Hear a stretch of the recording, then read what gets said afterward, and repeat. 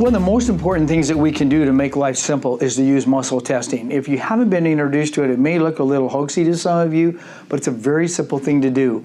The body talks to you. I mean, you eat something that's toxic, you get a headache. Unfortunately, you might not get it immediately. It might take several days to develop a headache. Where in muscle testing, it'll tell you right away what the body wants you to know about how it's functioning.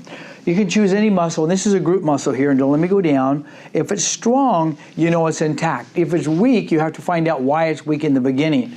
If you just find any strong muscle, then you can go to an area and find out where that reflex comes from. For instance, most of them are right over the organ. Here's the liver, the largest organ by weight. If I touch here and this muscle gets weak, it'll go boom. It means I need to address the muscle that ties into the liver, and the liver needs nutrition. What do you mean? I mean, if you have one light switch, it goes to that muscle, it also goes to the liver. So if it's weak, I'm going to support the liver. If the gallbladder is weak, I'm going to support the gallbladder. If I touch here and it gets weak, that's a cystic duct. I'm going to support that.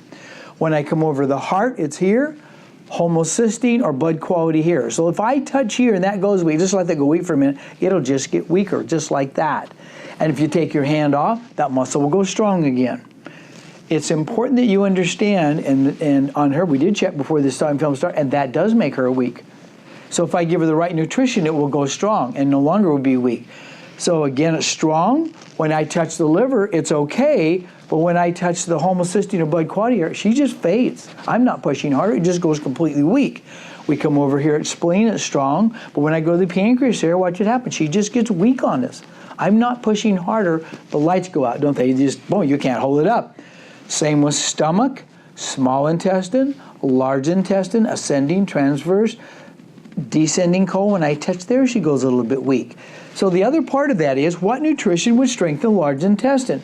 Well, L-glutamine would be good, but maybe probiotics would be good. We could come down, check the bladder and the uterus, and if those were weak and they go down, I'd want to give the nutrition that supports the bladder, which might be methyl B, it might be an infection, so we might use immune viral. If the uterus goes weak, maybe we use the vitamins for the female organs and strengthen that area up through there. If it comes from infection, we have very specific reflexes that go to infection. It's just like if I go over there and I flip that switch on, this light comes on, this light comes on, because that switch goes to both lights. So when I touch right here, that's the yeast switch.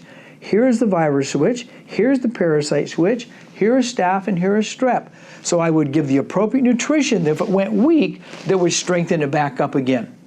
If I touch here, which is the pituitary that goes weak, I'm going to give her something to stimulate the pituitary. If I touch here and it's strong, and I touch here and it's strong, but I touch them together, I'm going to give her something that balances the hypothalamus, pituitary, and the thyroid, and that happens to be optithyroid. Let's say that made her a little bit stronger, but not completely. Then I know I'm low in iodine. In fact, in all the research out there, we've found over 90% of Americans are deficient in vitamin D. Over 90% of the people are deficient in iodine. So we give almost every patient, and I take every day, give my whole family every day, the optimal vitamin D, longevity D it's called, and I give everybody iodine every day.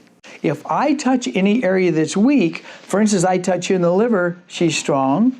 Gallbladder, she's strong. Cystic duct, she's strong. Heart, she's strong. As soon as I go here, though, look what happens. She goes completely weak. What I want to do is find out, well, what would strengthen that reflex, which is the homocysteine or blood quality reflex? I would check methyl B. Hold tight and don't let me go down. And she goes strong. Let me do that again. When I go here, she's weak. When I go here, she's strong. That's heart reflex, but this is homocysteine, and it means she has a compromised system that doesn't metabolize vitamin B very well. She can only take methylated B, or she'll get worse instead of better. When I come back here, the weakness goes strong. Now, believe it or not, I can ask her body, because that's on the computer, her body computer, and I'm going to say, how many a day do you need of those? Hold tight and let me get down. Do you need 1 a day? She still stays strong. Do you need 2 a day? And she literally goes weaker when I say that. You mean you can communicate with the body? Yes, you can. So let's go on over here. Spleen is okay. I go here to pancreas, she gets weak. Well, the thing for pancreas is fat, sugar, trim. An incredible product that balances fats for digestion, sugar for balancing, to make sure you're not diabetic or hypoglycemic. See if that works. And it does. She's stronger. Take this away, she's weak. put it right here, she's strong. I can then say, because that's on the computer, how many a day do you need of that? Do you need 1 a day? Do you need 2 a day? Do you need 3 a day? So I'm going to give her 1 morning, noon, and evening with each of her meals. And that's a very simplified way of checking where her body has a problem, and very specific nutrition can help it. And you can literally ask, how many a day do you take? Because the body is a hologramic biocomputer.